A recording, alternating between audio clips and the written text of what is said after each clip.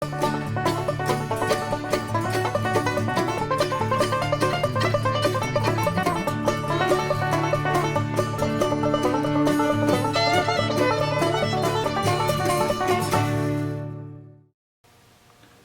I'm Silas House, and I'm really glad you're joining us here today at the Lowell Jones Appalachian Center at Berea College in Berea, Kentucky.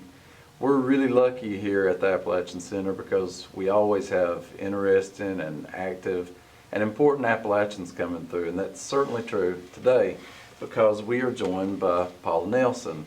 Paula is a poet, an artist, a dancer, preservationist. All those things are active preservation, of course. She's an enrolled member of the Eastern Band of Cherokee Indians, and she lives on the Qualla Boundary in the community of Big Cove, which is near Cherokee, North Carolina. And she's agreed to sit down and talk to us a little bit today. She's devoted her whole life to preserving the Cherokee traditions, and she goes through the world with one hand on the past and one on the future. I think of her as one of the chief preservationists of the Cherokee, and nobody I know better captures the spirit of the principal people who truly are the first Appalachians. So we sure are glad to have you, Paula. Thanks for being here. Well, tell us a little bit about growing up in Big Cove. Well, growing up in Big Cove, my mother was more Indian than my father. So I had a strange kind of family dynamic going on, but my mother left at a very early age, and it kind of pulled me away from the more Cherokee side of my family, but that wasn't necessarily a bad thing, because life is what it is, and it can create people and make them unhappy and not well. So after my mom left, I was pretty isolated. My dad kind of kept me and my sister pretty sheltered. And I grew up knowing that I was Cherokee when I was little, but I didn't really know a lot about what that meant, what it meant. So when did you start to learn more about what that meant? I guess I was always a little bit different because I was always wondering. You know, most people just accepted the fact, it seemed around me, the same kids, same age group, were just accepting the fact that that's what they were, and they didn't seem to be as curious as I was. But when I was probably about 15, I won a scholarship to a special school in Virginia to attend there for a summer. And it was called the IPI Institute, the Institute for Practical Idealism, and there were kids from all over the world attending that school. And I was kind of representing my people at that time, and I knew, because I participated in traditional dances, I knew what that was, I knew what those were, but I didn't know that much about my culture. And so when people started asking me, you know, about my people, and there they were from people all over the world sharing theirs, it created this kind of sadness in me at first, because I didn't know that much about my people. And then it did a little flip-flop, and then it created this hunger to know more about the people where I was. And I started asking, you know, different people who seemed to be the cultural leaders of that time. And it almost seemed like it was a great big secret. Like, what does it mean to be Cherokee? What does this mean? We call ourselves this, but I want to know what it means. And so I went and almost felt like they were keeping something from me. Some people would share things with me, and it was very profound, but there wasn't a big picture that you're looking for when you're trying to figure something out. But then I discovered a lot later on that the reason I wasn't getting the answers is because a lot of the people really didn't know themselves. They just knew what we were and what we'd been through, but they didn't know a lot about the culture, or, you know, and then that's changed now because have this big renaissance. But at that time, it was, to me, who was hungry, you know, it kind of made me sad and made me more hungry for knowledge. What do you think caused that renaissance? I think what caused the Renaissance was knowledge coming in. Knowledge, unfortunately, a lot of the things that were remembered. Well, you can only teach what you can remember. Let's go to that. You can only teach what you can remember, and if you don't remember it, you have to count on someone who's maybe studying or researching more than you're able to do. So it seemed like the more knowledge that came in from the outside world, maybe from archaeologists or anthropologists, and from some elders who remembered, the knowledge started coming back because other people had that same hunger that I used to have. I think that's when the change started to come about, and because when I was in high school, they were only teaching us from the 1800s, what we call the historic period, forward. What happened during that period before removal and forward. They couldn't teach us anything because it didn't seem like anybody knew about that time and backwards. Mm-hmm. And that's what I wanted to know. Right. Was, okay, what were we way back then? Where, and when that knowledge started coming out, and I wasn't the only one who was hungry. It seems like we took off and ran with it, and everybody started studying more and more and learning more and more. But sometimes it almost seems like it takes a highly educated white person with a degree to tell us who we are sometimes. And sometimes that is actually true. And sometimes it seems bothersome. You know what I mean? Sure. So. Yeah. Well, I teach Appalachian literature, and in that class I always teach my students that the Cherokee were the first purveyors of Appalachian literature, but often I don't think they're given credit for that because it was an oral tradition. Would you agree with that assertion that they were the first Appalachian literature? I would say so. Speaking in the oral tradition, definitely so. And we do have the written language that's developed by Sequoyah, mm-hmm. much later, out of the need for us to communicate. But I would definitely say so. Yeah. Sequoyah is the only person in history to have created an alphabet, right? That's the way I understand it. Yeah, we call it the syllabary, but it can be called the alphabet. And he was actually a blacksmith at the time, and he actually started with the number system. He was good at his job, but he wasn't good at keeping up with his accounts. Mm-hmm. So he created a number system to, in our way of counting, he created a number system first. He would actually draw people's pictures the best he could of who owed him what money. And so he came up with the number system first, which then led to him creating the syllabary. Yeah. Well, tell me a little bit about why the traditions of the Cherokee are so important to you. I mean, it sounds like it's something that's evolved over time. And now, to me, when I think about Cherokee tradition and preservation, I think about you, and I think a whole lot of people have learned about Cherokee tradition and cosmology and origins and songs and language through you. I meet so many people who tell me that. So how did you become so immersed in that? Desire, a need I almost can't explain. When you're looking for an identity, because for so long we didn't have one, assimilation kind of wiped out of a lot of things, and we assimilated compared to a lot of tribes really early. So I would say it's a desire to create something for my children, and the desire got stronger after I had my children, to leave a legacy behind for them of not just things from culture, items, that you can collect or trade for, but knowledge, knowledge and stories. And stories never stop being created. They never stop being told, We have the old stories, and there are stories, I'm still hearing stories that I've never heard before, and I grew up on the boundary. I heard one the other day I'd never heard before. And it's that oral tradition. It's that oral tradition. And we're lucky we can write it down, and we have speakers who can read and write the language. That blows my mind. And that we're continuing on with getting the little ones to speak. We have an immersion academy now, where the little ones are totally immersed. There's a sign over the door that says, "No English past this point." And these kids are also not, are they learning language, but they're learning things from their culture, life ways, and they're learning songs and dances. And I mean, that to me, that's, I'm envious, but I'm envious in the good kind of way, not in the bad kind of way. I'm envy of those children. I wish I had what they had Right. when I was growing up, because they're getting it, you know, right as they walk into the door, Right.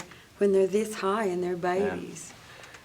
It's so ironic that that sign is up there, because in the early 1900s, a lot of Cherokees weren't allowed to speak Cherokee in schools and would be punished for speaking it, wouldn't they? Yes, they were. A lot of that can be attributed to two things: boarding schools, Christianity influence in those boarding schools, where they cut your hair off, you were treated as if you were dirty, you were deloused. They didn't want you to practice anything or sing any of the songs of your people. Right.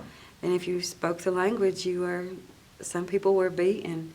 Some people have good boarding school experiences. I've heard stories where they were good, but I've heard more they're very sad. Mm-hmm. You know, I myself experienced something similar. You know, when I was in, I think it was fourth or fifth grade, I ate a traditional food, ramps. You know, and if you eat them in a large quantity, they make you smell. They make your breath smell. Right. They sweat out your pores. Yeah.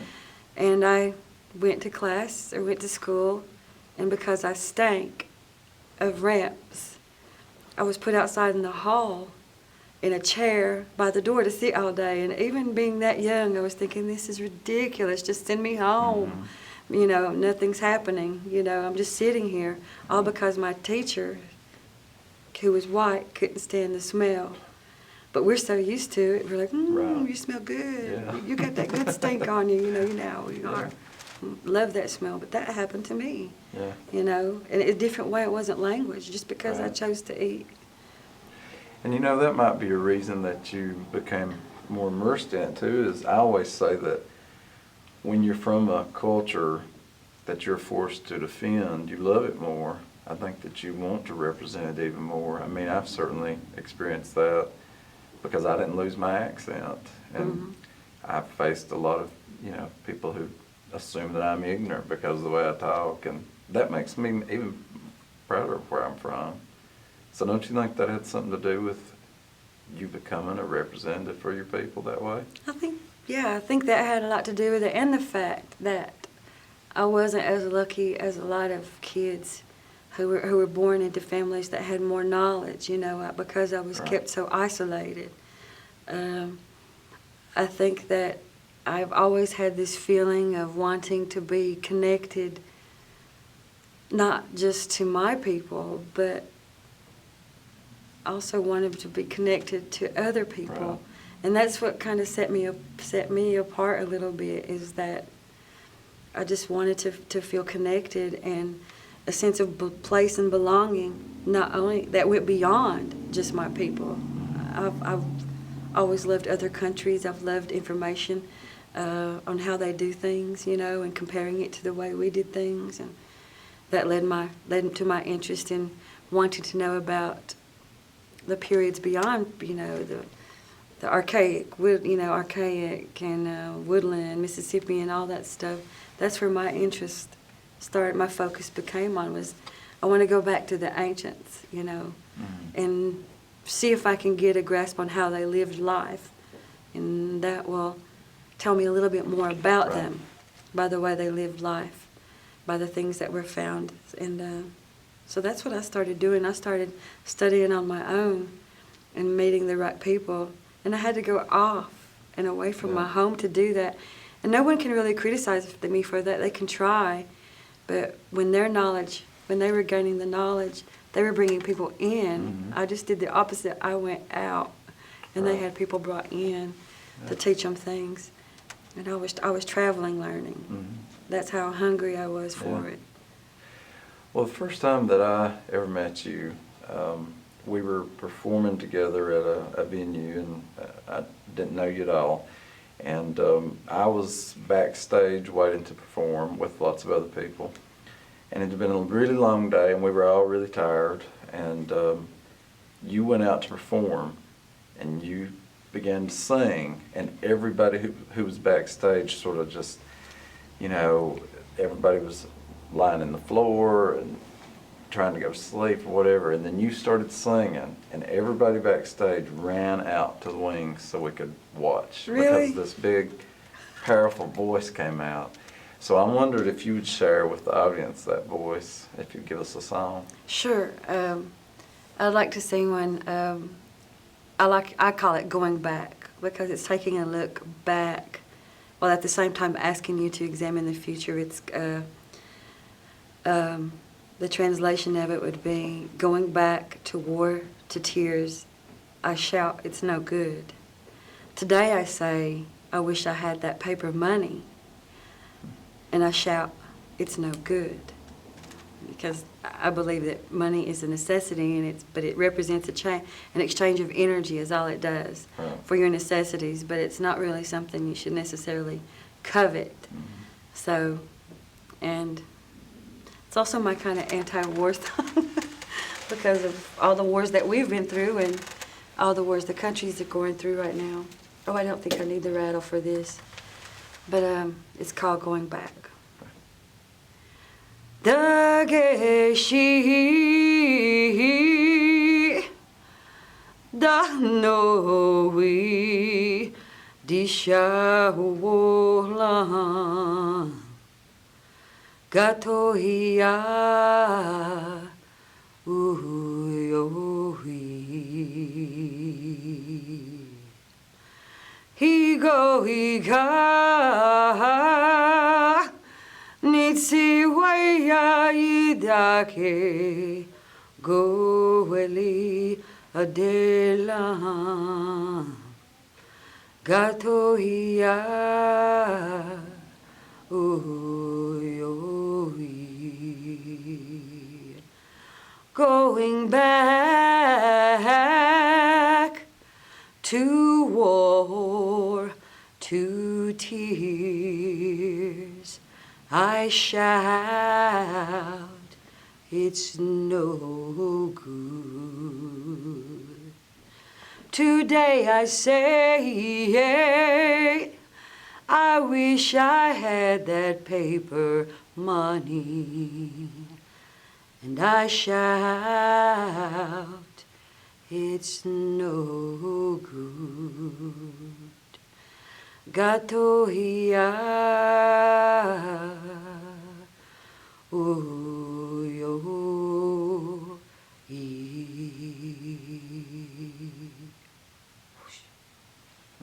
Thank you for sharing that with us.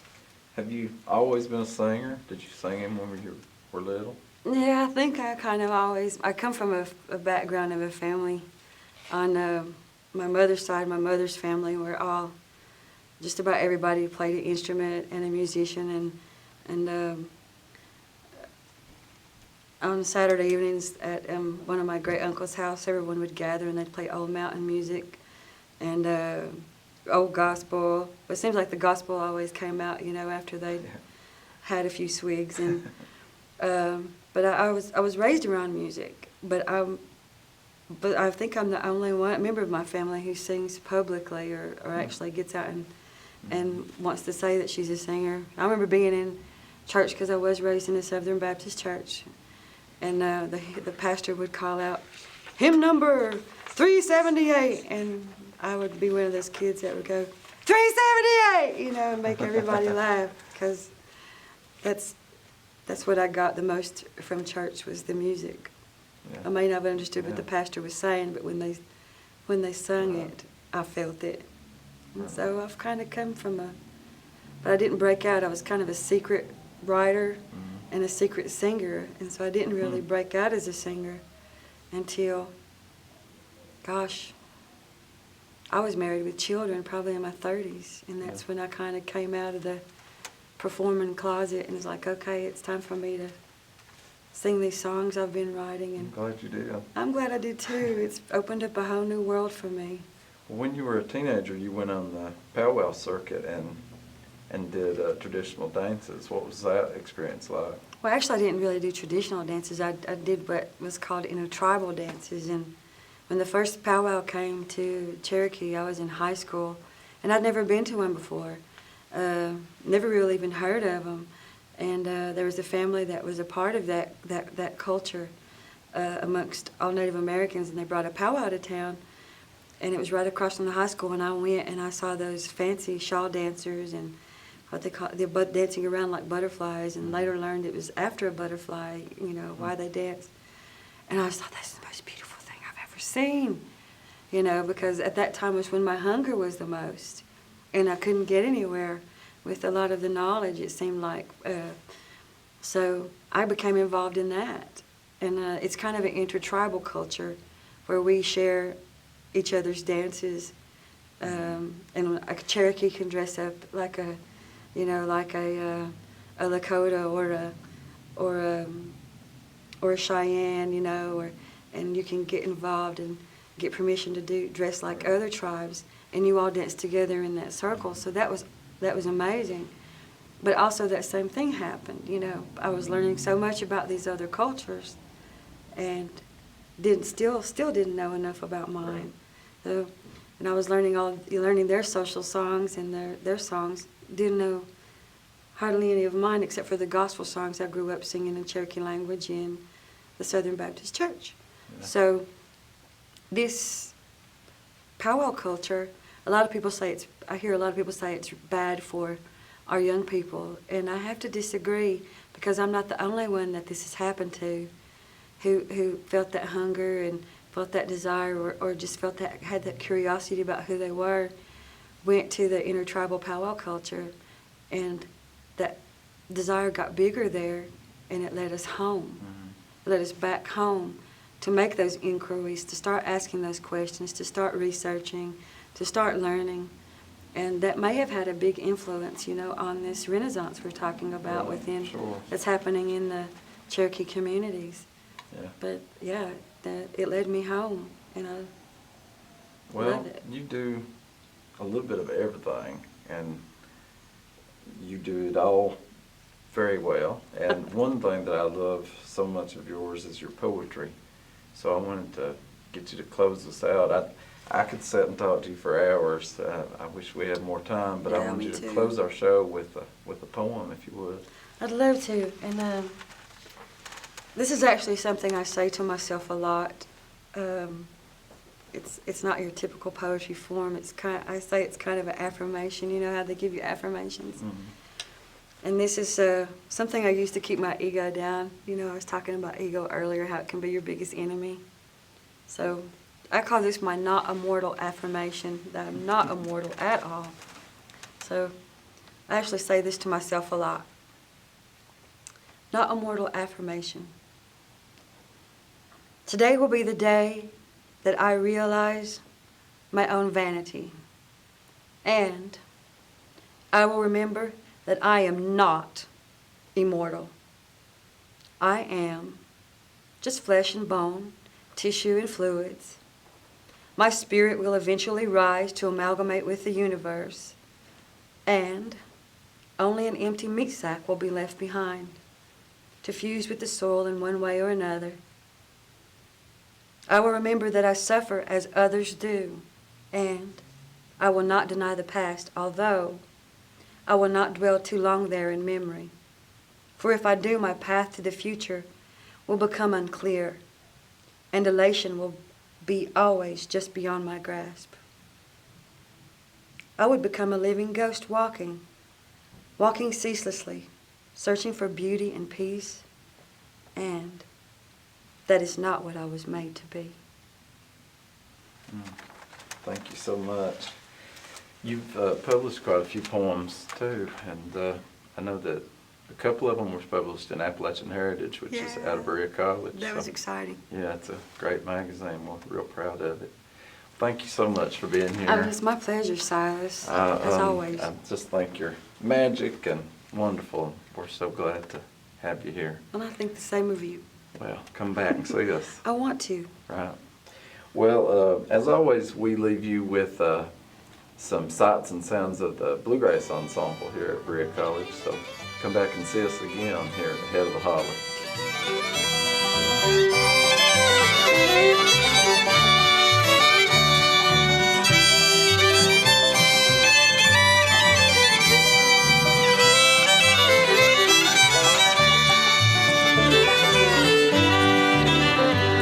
There's something out of sync between the taking and the giving. I feel it in my bones and in my head. And I remember what a brave and conscientious mother said. She said, let's pray for the dead, all those who've gone ahead, but let's fight like hell for the living. Ooh, let the mountains roll, let the mountains roll, take the cold